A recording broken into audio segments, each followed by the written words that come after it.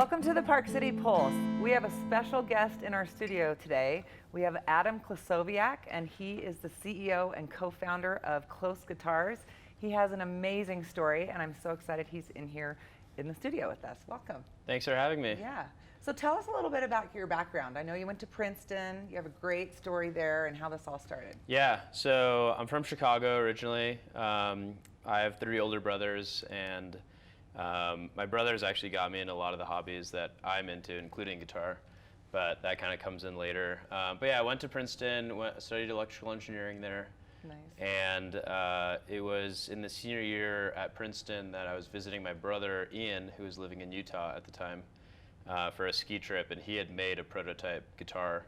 Oh, nice. And so that's kind of how we started thinking about Klos Guitars, actually. He asked me to enter this prototype into a business competition, and so I did that, and I didn't know anything about business, but enough. Just jump right in there. Yeah, enough to throw together a 5-minute application. Wow. And so that's how Klos Guitars kind of got started, through business competitions at universities.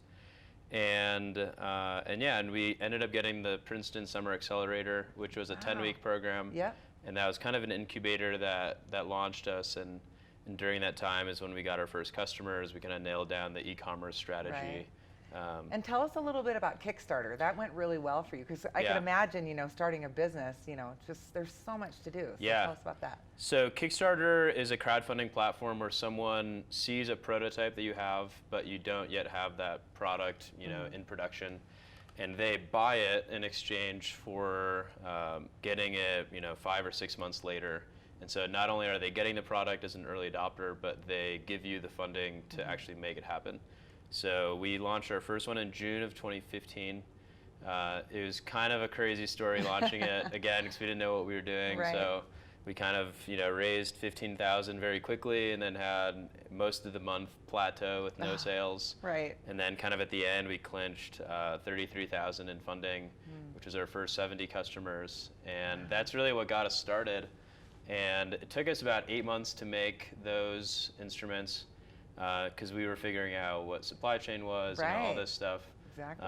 But then over time, we started figuring everything out, and since then, between then and now, we've done about 7 Kickstarters that have raised over $1 million. Wow.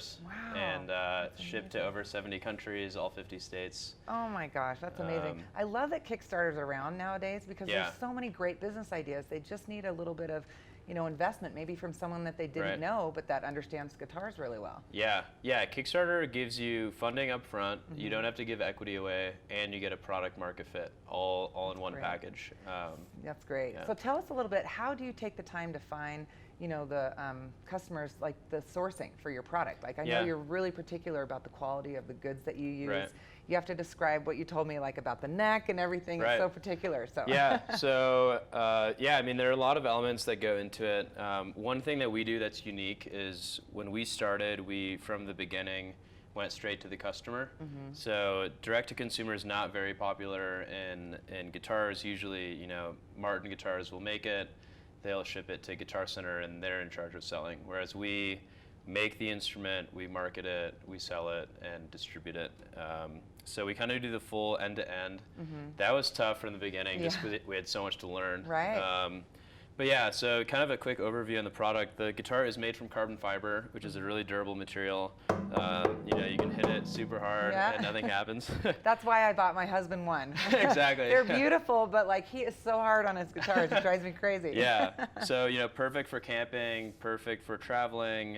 It's kind of a carefree instrument, and you don't have to humidify this. Oh, nice. Temperature changes, humidity changes. It's all okay. That's important here too. Exactly. Because we lived in Seattle, and then bringing all of his guitars here, it was such a different environment, but now he has this one. So. Exactly, yeah.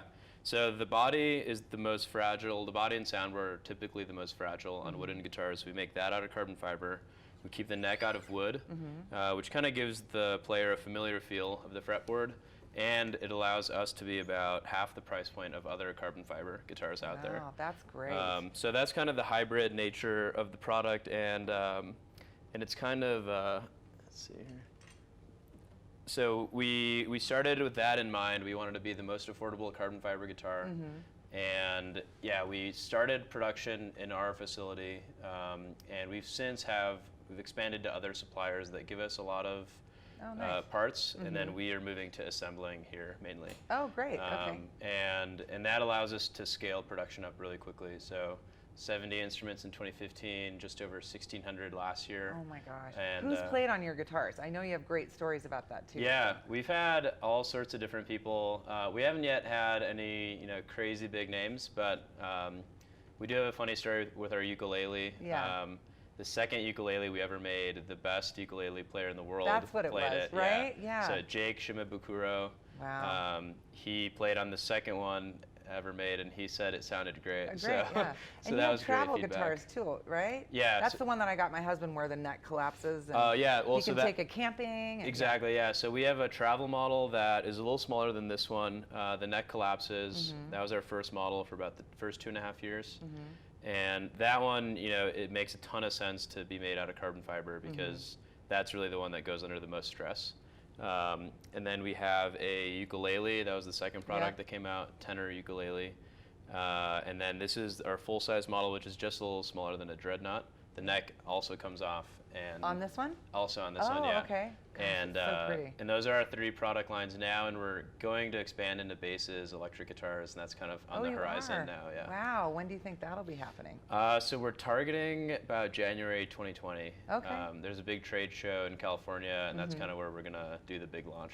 That's awesome. Yeah. So do you have partners that work with you, or is it your brothers? Yeah, It so is your brothers. my one brother Ian and Yeah. I started the company. Nice. It's been about 4.5 years now. Wow. And we for work you. well together, and we have about 18 employees now as well. Nice. Yeah. So where do you see yourself in 2025? Are you going to have like franchises, stores? What are Yeah. you thinking?